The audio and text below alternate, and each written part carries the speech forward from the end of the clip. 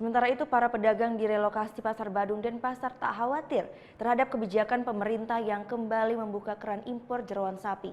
Pedagang optimis konsumen tetap memilih jeroan sapi lokal karena kualitasnya jauh lebih baik. Setelah digempur daging sapi impor, para pedagang di relokasi Pasar Badung, Jalan Cokro Aminoto dan Pasar ini kembali dihadapkan dengan kebijakan pemerintah yang membuka keran impor jeroan. Kebijakan impor jeroan ini untuk menekan harga jeroan lokal yang sampai saat ini masih cukup tinggi.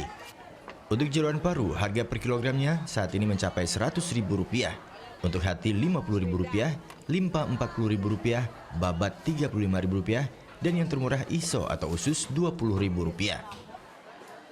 Meski pemerintah akan menggelontorkan jeroan impor dengan harga rata-rata Rp20.000 per kilogram, pedagang tetap optimis warga lebih memilih jeroan lokal yang kualitasnya lebih baik.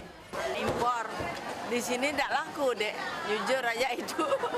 Ibu tidak bisa jual impor, ya katanya murah. Tapi ibu nggak bisa jual yang itu.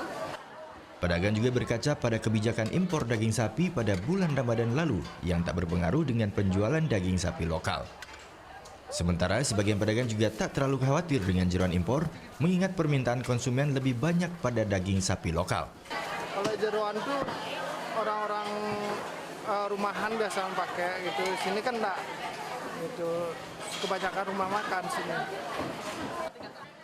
Konsumen juga menanggapi santai rencana impor jeroan sapi ini karena mereka akan tetap memilih jeroan lokal yang lebih segar. Ya, biasa aja. Harga standar itu 100 standar aja. Ya, lokal, tetap lokal. Lokal yang lebih bagus artinya. Biasa lokal. Oh, nggak ada waru, ya, lokal.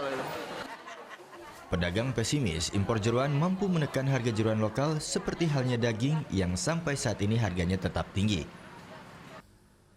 Sementara itu, Dinas Peternakan Provinsi Bali juga memastikan masyarakat tidak mengalami keresahan akibat langkanya dan tingginya harga jeroan sapi di pasaran. Terkait adanya impor jeroan sapi, Dinas Peternakan Bali merasa hal tersebut tidak diperlukan di Bali selama kebutuhan masyarakat masih terpenuhi dari hasil pemotongan lokal. Nah, itu sebenarnya permintaan jeroan itu relatif tidak terlalu banyak. Ya, paling rumah makan Minang dan sebagainya. Proses pengolahannya juga belum ada di sini.